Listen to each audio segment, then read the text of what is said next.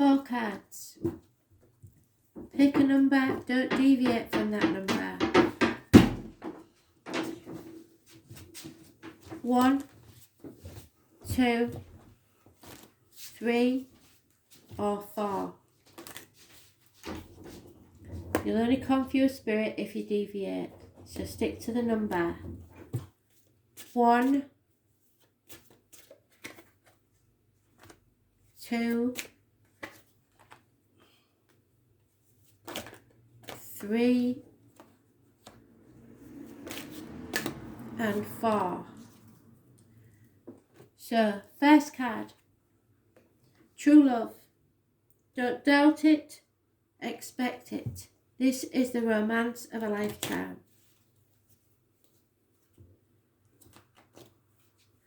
The course of true love never runs smooth, and anything worth having isn't easy.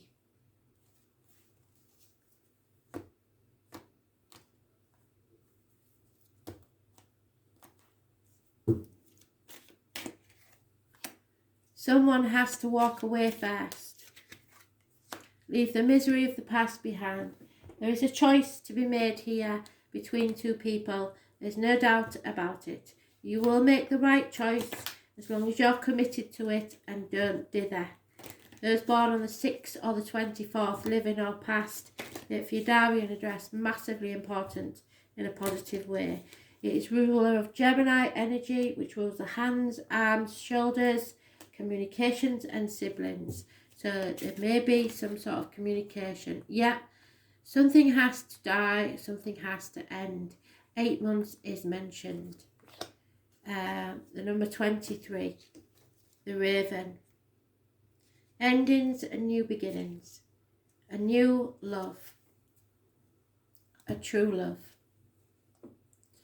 So, the sacred bird of death and endings, the raven brings the message of time passing. The leaves fall, the nest is empty, and there comes a season for contemplation of loss. Perhaps you're suffering from emptiness syndrome. The raven's wisdom is that all things must pass and that clinging to the present is useless. Understanding the cycles of life makes acceptance of change easier to bear, as well as making each moment precious as it passes. There is a time for grieving, and to deny it is to prolong it in many cases. So, you may have had to grieve the loss of a relationship or a person. Then rise above them, and as the raven flies, and see the bigger picture. For blessings accompany loss. So, it may have been a blessing in disguise, not if it was a passing, I understand that, but the ending of a relationship may well have been. This is an ending, a cycle. You can grieve, you should grieve, no matter what the circumstances. Accept the lessons of change and know that your sorrow is serving to teach you a lesson. So if someone has passed and you love them very much, know that you know now what it is that you seek in the next relationship and don't settle for less.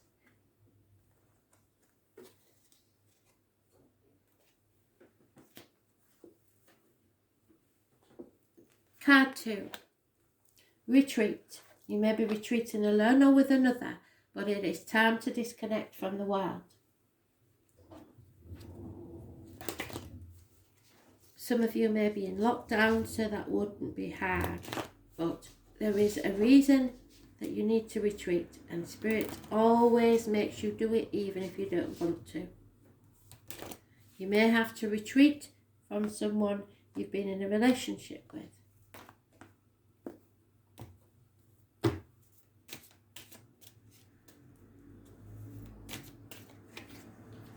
Yeah, this has been a nightmare situation and it's caused sleepless nights. 9 weeks is mentioned, so you may have to spend some time in separation.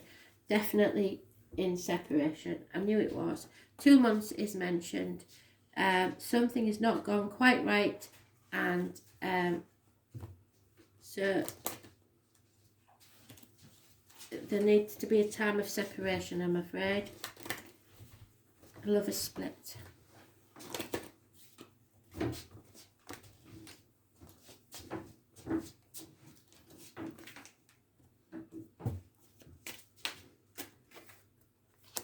Yeah, the truth comes out, clarity is gained, and then you must use the blade to cut the ties that bind you.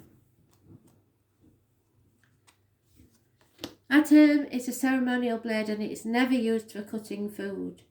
Its purpose is represented the qualities of clarity, discernment, and setting boundaries.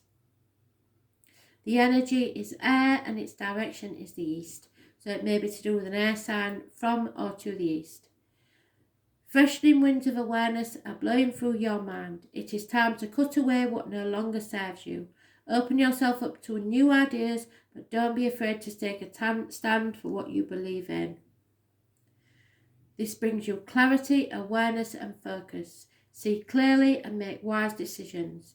There is a need to set boundaries in your life. So retreat, move away from this person. They're not healthy for you. Nightmare situation, sleepless nights. It's not saying that you will be in separation forever, but it's saying right now is not the time.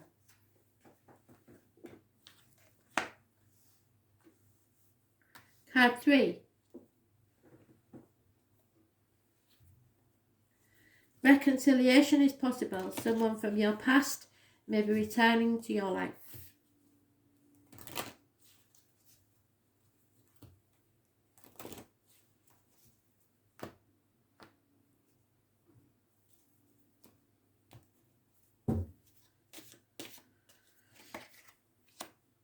Yeah, it's maybe somebody that's wronged you in the past or that you feel has wronged you in the past.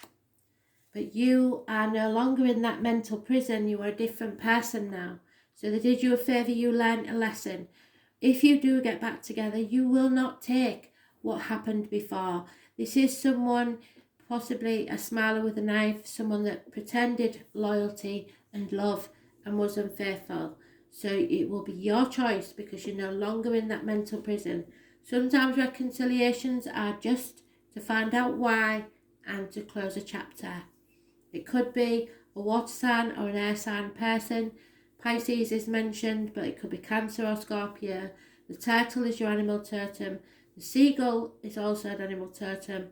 And it could be Gemini, Libra or Aquarius. 8 weeks is mentioned.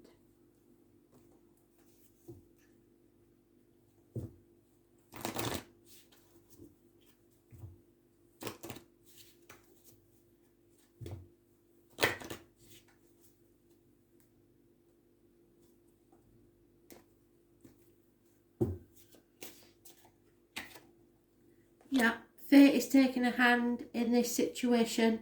The number 16 is massively important. The maiden, the mother and the crone. Known by many names, the three fates spin, measure and cut the thread of your life. They determine how long your lifetime will be and what you will make of that time on earth. While you make your own choices from day to day and moment to moment, the largest tapestry of your destiny is in the hands of the wise ones who see it in its entirety. Aligning yourself with that destiny leads to great success. There are larger forces at work in the present situation, and fighting against what seems inevitable is not constructive. You are being guided towards the truest and highest purpose, which may or may not be revealed until a later date. Go with the flow. Destiny, karma, and choices are at work. You need to align with the true nature of your destiny. If your life ended tomorrow, what would you regret? And we never regret what we did do, only what we didn't do. So whatever it is that you're avoiding doing is probably the very thing that needs to be done. The fourth card is playfulness. We've been through this before. All work and no play makes Jack a dull boy. So you need to find some time in your day to make yourself happy. To recapture romance, allow your inner youthful spirit of fun to shine. And I don't mean play the idiot and or lovey-dovey like a kid. Just make yourself happy and it will show through your outer self into your outer world, and others around you will feed off your happiness. Playfulness. Yes, within a year, the Spirit has given you a seed of something that will grow, and it will be very prosperous. So the finances will be there for you to be able to play. And there is unconditional love of a water sign, male, older in nature. There may be a proposal within a year. But don't be so serious. Start being a bit more playful. Don't smother people. Give them their space, because this may end very, very well if you take the gift that Spirit has given you and move forwards. Yes, the spring. Spring is mentioned, the number 8. Those born 1951, plus or minus 12 February to February may be involved. And watch for the red eggs. I know it sounds stupid, but if you see a red egg or a rabbit anywhere randomly that's not supposed to be there, that's your message from Spirit. So Ostara is the spring equinox, named for the goddess Ostra, from whom Easter also gets its name. Day and night are equal length, and the ascent towards the light begins. A joyful young rabbit leaps through the greening landscape. Trees are budding and the tender growth, and everywhere there is signs of awakening. The red eggs are symbols of rebirth and eternal life, and are offered as a gift of love. What did I say? A gift of love. Full circle. Thank you, Spirit. So, springtime, a rebirth will occur. It may be somebody coming back with an apology. They realise how much they love you and they want to marry. Creativity abounds. It is time of rapid growth in every way. Projects undertaken now will blossom quickly. Give in to spring fever and approach life with enthusiasm. Take a leap of faith. Be playful. Take the risk. Feel the fear and do it anyway. Enthusiasm, growth and vitality. Be filled with the life force of renewal. How do you express your inner child? So within a year, there will be unconditional love and gifts aplenty. How brilliant is that? Thanks for listening. Speak tomorrow.